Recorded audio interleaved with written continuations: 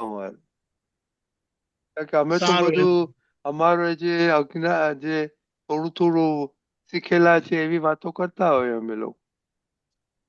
હમ. બરાબર ને? આત્મદશા. ઓકે. જય સચ્ચિદાનંદ. March 4. આત્મદશા સાધે તે સાધુ, એમને આત્માની પ્રતીતિ બેઠેલી હોય.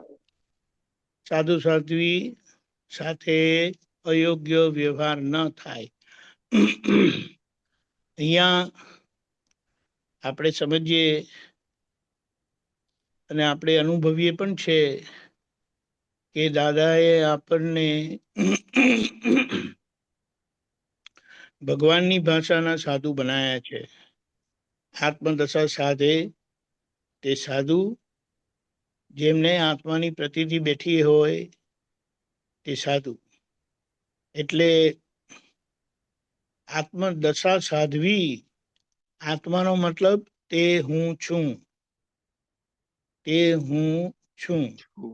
હવે એ હુંની દશા સાધવી એટલે જે હું છું તેમાં રહીને, જે હું નથી, જે મારું નથી, એને ઓળખ્યા કરું, સમજ્યા કરું. અને આવી ઓળખાણ અને સમજથી હું એનાથી જુદો છું એવો અનુભવ કર્યા કરું. એટલે આજે પ્રતીતિ બેઠેલી છે આપણને, તે કૃપાના ભાગની પ્રતીતિ છે. કોઈ કહે છે કે આવું કેમ કહો છો? ના ના, સાચી વાત છે, કૃપાના ભાગની છે. હવે કેમ કૃપાના ભાગની છે? તો કહે છે કે આપણને એમને એમ યાદ નથી આવતું હું શુદ્ધાત્મા છું તે. સાચી વાત છે. અને આપણે એમ કહીએ કોઈ કે મને તો આવે છે, દર વખતે નથી આવતું, કાયમ નથી આવતું. અને છતાં પ્રતીતિ એટલે કાયમની શ્રદ્ધા. તો એ કાયમનો ભાગ કેવો છે ને ક્યાં છે? જ્યારે કોઈ આપણને પૂછે તમે કોણ છો, તો ત્યાં આપણી ક્યારેય એ ભૂલ થતી નથી. હું નિશ્ચય નિર્ણયથી કેવળ શુદ્ધાત્મા જ છું. જી. પેલા કે સાચું બોલો નહીં તો ગોળી મારી દઈશ.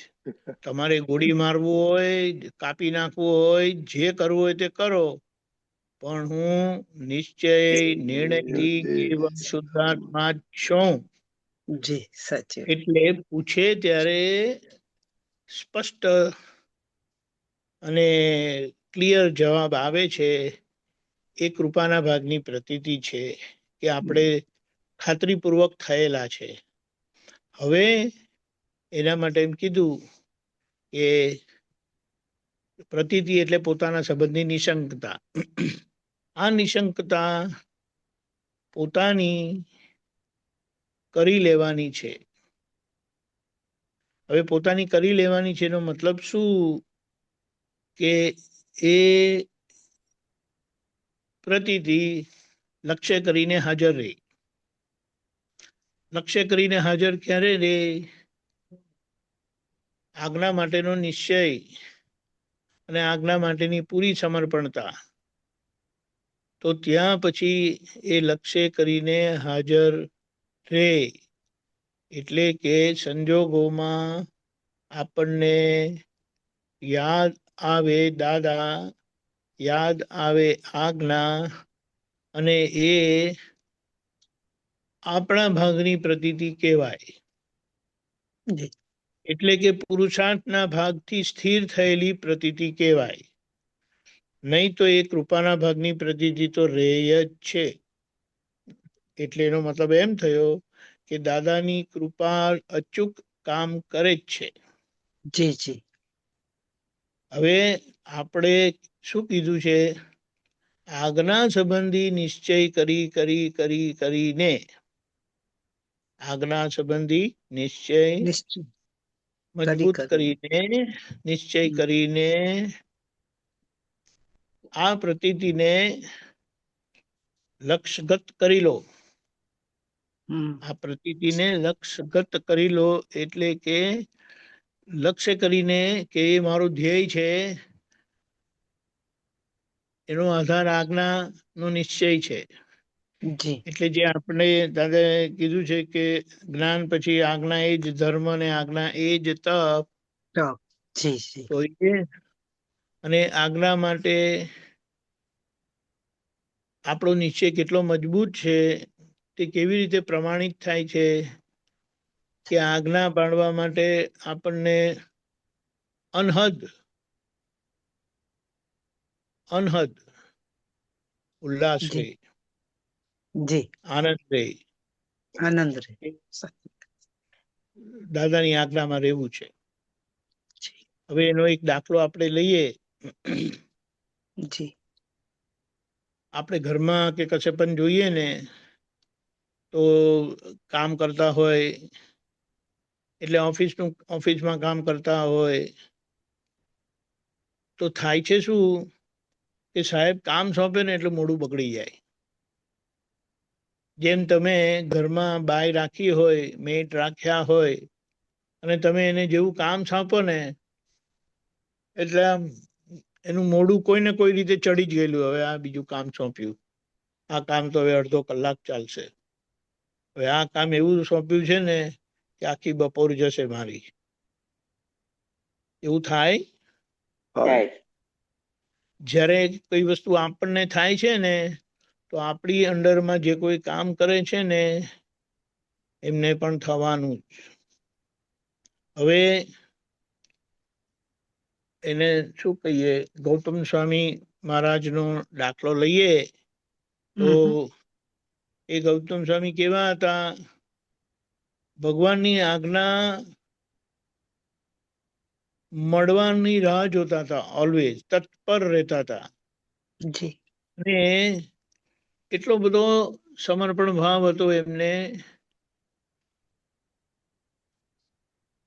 એને શું કહેવાય, ભગવાન પ્રત્યે એટલો બધો રાગ હતો એમને કે એમણે અહીંયા કીધું નથી ને પતાવી દીધું નથી કામ. એટલે કામ સોંપ્યું એનો ઉલ્લાસ, કામ પતાવવાની ઝંખના અને કામ પતાવીને પાછા હાજર થઈ જવું, પ્રભુ પતાવી આવ્યો હું કામ. હવે આપણે એમ કહીએ, આપણે કામ માટે એવું ક્યારે રહે છે, કામ કરવાનું હોય ને કામ સોંપેલું હોય, આપણી મરજીએ કામ કરતા હોય તો રાજી રાજી કરતા હોય, જી પણ કોઈ કામ સોંપેલું હોય, કોઈ કે બા જણા ભીંડા સમારી દેજો, જી જી પછી શાક બનાવીશ, તો પછી કે છે મને શું ભીંડા કાપતા નથી આવડતું? સાચી વાત અને છે. ભીંડા બનાવવાનું તો જાણે પોતે જ બનાવી શકે છે. આજ લગી સાચી વાત. મારા છોકરાને ખવડાવ્યું નથી. એટલે આ બહુ સાવ મોટું સાચી પઝલ વાત. છે. પણ મુદ્દો આપણે સમજી લઈએ કે હવે આપણે શું કરીએ કે આજે આપણને સાધક બનાયા છે, સાધુ બનાયા છે, તો જી આપણે આપણું સાધુપણું જે આપણા આજ્ઞા પાલનથી સિદ્ધ થાય છે, પુરવાર થાય છે, એ આજ્ઞા પાલનમાં રહીએ તો આત્મદશા સાધેલી કહેવાય. અને જે પ્રતીતિ કૃપાથી પ્રાપ્ત થયેલી છે તે પુરુષાર્થથી પુરુષાર્થના અનુભવથી સિદ્ધ થાય. જી અને એ થયું તો પછી લક્ષ્ય રહેવા માંડ્યું તો એમ કહે છે કે તમને અનુભવની નજીક આયા. જી જી કારણ કે લક્ષ્ય એટલે આજ્ઞા હાજર રહેવી, અને દાદા કે આજ્ઞા હાજર રહેવી એટલે દાદા હાજર રહેવા, અને જ્યાં દાદા હાજર હોય ત્યાં આત્માનો અનુભવ સ્પષ્ટ થઈ જ છૂટકો. સાચી વાત. જય હવે બોલું, સચ્ચિદાનંદ. બહુ નમો લોહી સરસ. સર્વસાવનમ બોલે છે ત્યારે આ જગતમાં જ્યાં જે કોઈ સાધુ હોય ને એમને નમસ્કાર પહોંચે છે, ને આ જગતના કેટલાય લોકો નમન કરે છે તે આપણને પહોંચે છે. તો હવે આપણી જવાબદારી સમજવાની કે કોઈ આપણને નમન કરે ત્યારે આપણે સામાન નમવું પડે. જી અને સામા નમવું પડે એટલે કે લઘુ ભાવે જીવવા રહેવું પડે. માટે આપણે બંધાઈ ગયા. જી જય જી. સચ્ચિદાનંદ. જય જય સચ્ચિદાનંદ. બહુ સચ્ચિદાનંદ. સરસ, જય અદભુત છે. સચ્ચિદાનંદ. ઉપકારની બહુ જય સરસ. સચ્ચિદાનંદ. જય જય જય સચ્ચિદાનંદ. સચ્ચિદાનંદ, Professor. જય સચ્ચિદાનંદ. જય સચ્ચિદાનંદ. We can start. જય સચ્ચિદાનંદ બાબા. જય સચ્ચિદાનંદ. જય સચ્ચિદાનંદ. જય સચ્ચિદાનંદ. પ્રાતઃ વિધિ શ્રી સિમંદર